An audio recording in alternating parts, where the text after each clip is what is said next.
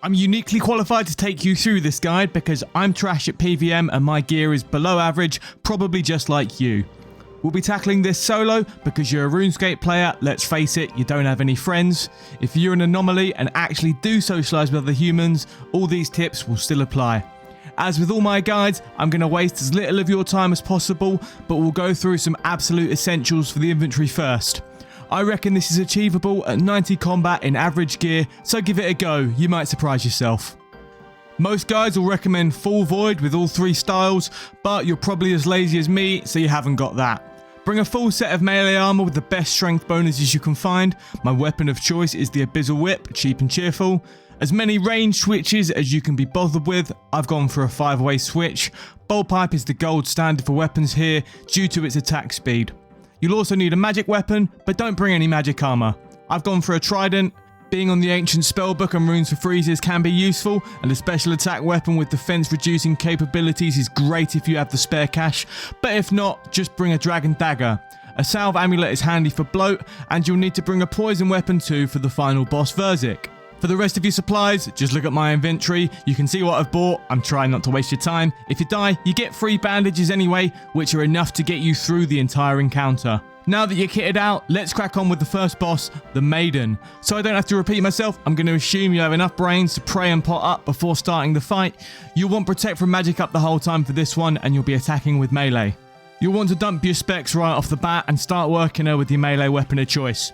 Her standard attack is a magic attack that drains your stats, so pre-boosting should allow you to get in some big hits and damage her before you get weakened too much. If you notice yourself getting drained too much, sip that super restore potion.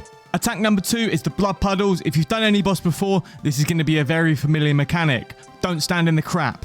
Run at least 3 squares away if they spawn on you, and if you stand in these, Maiden gets healed, which draws out the fight.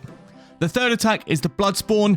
They travel around the room and leave a trail of blood. If they get on your nerves, you can switch to range and smash them with the blowpipe, but hopefully your mega DPS can just nuke the Maiden before they even begin to bother you. The final attack you'll see is the Nylocas. These spawn 3 times in the fight and should be killed before they reach Maiden.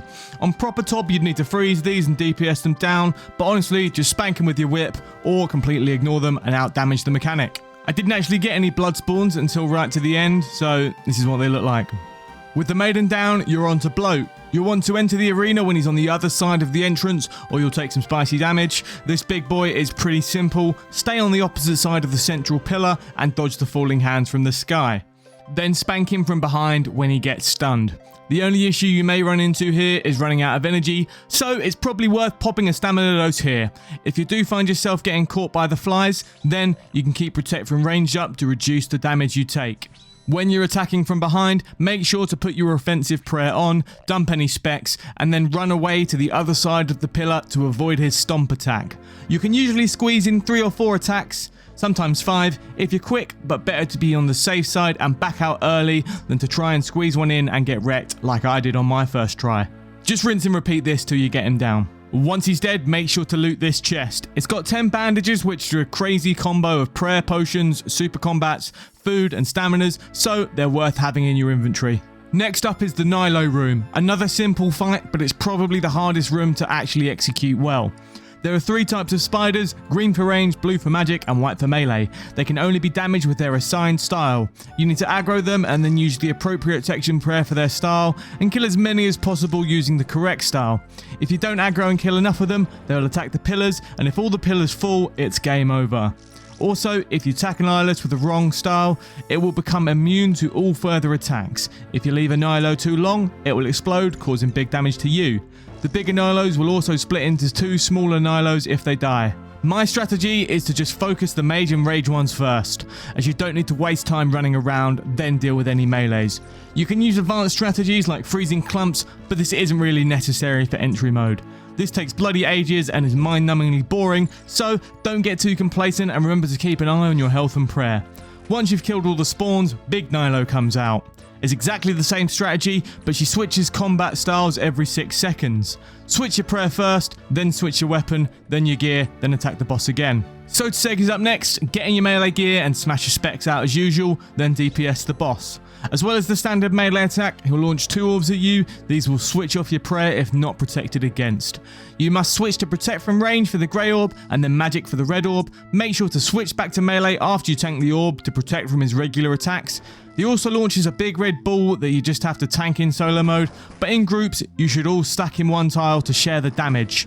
A few times throughout the fight you'll get transported to a maze. As we're playing solo, you'll just have to run through the maze as quickly as you can, avoiding the wrong tiles and beating the red cyclone. If you're in a group, only one of you will see the maze and the other players will see the tiles they click on. Just trust me, don't do this in a group for your first time. It's way easier solo, unless you're getting carried by some absolute Giga Chad or Sweaty Virgin, depending on which way you look at it. There's another batch of bandages after so make sure to pick them up. The penultimate boss, Xarpus, has 3 phases. Phase 1, stand in the green crap. Usually the opposite of what you need to do for most fights, but it's as simple as that. If you don't stand in the green stuff, Xarpus gets healed. Phase 2, he'll start launching poison at you. You'll want to be in range gear, and every time he launches a projectile, move 2 tiles in either direction, following a route around Xarpus, forming a square. You'll want to start as far away from Xarpus as your weapon will allow, and move 1 square inwards every lap if you make it that far. Inevitably, I mess this up and end up just running around like a headless chicken, but it gets the job done on entry mode. Phase 3, super simple. Xarpus will turn and face each corner of the arena. If he's facing you, don't attack him or he will do something. I don't actually know what happens if he hits you because I'm not dense enough to cock this one up. There is no rush and no timer here, so just take your time and get a hit in or 2 before clicking off him. Before you move on to the final boss, make sure to pick up the Dawnbringer staff. You'll need this in the next fight. Verzik is another 3-phase fight. Phase 1 is easy. Stand behind the pillars until after Verzik has used an attack. Make sure you're not standing on the edge of the pillar, but properly behind it, or you'll take some big damage. The pillars can take a few hits before collapsing and causing you damage, so run away if they die. Keep Protect from Mage up just in case you fail to dodge the attack. Immediately after Verzik has attacked, use a Dawnbringer special attack on her and then retreat to behind the pillar. Repeat this until she reaches 0 HP. When she does, make sure to be in the center of the arena away from the pillars as they'll all collapse and cause huge damage on the transition to Phase 2. The crux of Phase 2 is the belly bounce mechanic. As soon as you click on Verzik to attack, you must click away or she'll stun you and you'll be extremely vulnerable. This is a hard mechanic to master, but once you get the rhythm down, it's second nature. The second concern is the bomb attack. You can avoid this by moving 1 step away. This works in time with the belly bounce, so as soon as she launches a bomb, click on her and you'll move towards her to avoid the attack and get in a hit. You can keep protection from range up to reduce any damage taken from mistakes, and once she reaches 35 health, she'll switch to a mage attack, so obviously you're going to switch prayers too. Every 4 bomb attacks will be a blue electric ball that you can safely ignore in a solo raid. In a group raid, stay near Verzik and bounce the ball between each other. When she spawns a Nylo that is any colour other than purple or red, kill it with the appropriate combat style, run away, or to be honest, completely ignore it and heal up. When she spawns in a purple Nylo, kill it with a poison weapon. You only need to do 1 damage to kill it if you're using a poison weapon. If she spawns in red Nylocas, wait until they've actually spawned and not during the spawning animation, then DPS them down as quickly as possible to avoid them healing Verzik. Phase 3 comes in when you get to 0 HP again. Verzik will transform into a spider and follow you around the arena. I just pray magic the whole fight, but you are supposed to switch prayers. When she stomps her front legs and a dark green swirl appears her, pray ranged. And when a bright blue electric aura appears under her, pray magic. If you run a few tiles away between every attack, this should stop her doing a melee attack which cannot be prayed against. For her special attacks, she'll do the same Nylocas spawns she did in the first phase that can be dealt with the same way. Kill them or run away. For her web phase, basically just run around in a big circle and don't stand in the webs. Hardly a groundbreaking tactic. For the yellow pools, you'll need to stand in these before Verzik charges up a powerful attack. If you're in groups, it's 1 person per pool. The green ball attack can be bounced between players in a group, but in a solo, get ready to heal back up after taking some unavoidable damage. If you know how to ticky, give that a try. This didn't actually happen in my fight because my DPS is just so cracked, but you'll know this when you see it. Verzik will use these special attacks in that order before looping around until you get her to 20 HP, which kicks off her enrage phase. The fight is basically the same, but everything is slightly faster. She'll also spawn a cyclone that you'll need to avoid at all times. Just keep running around in a circle like you did for that web phase the whole time. You'll definitely want a dose of stamina here. If that went way over your head, here's the TLDR. Do not stay in melee range for long and switch between protect from range and protect from magic as per her animations. Deal with her special attacks in the listed order, and when tornadoes appear, keep dodging all the same shit but run around in a circle.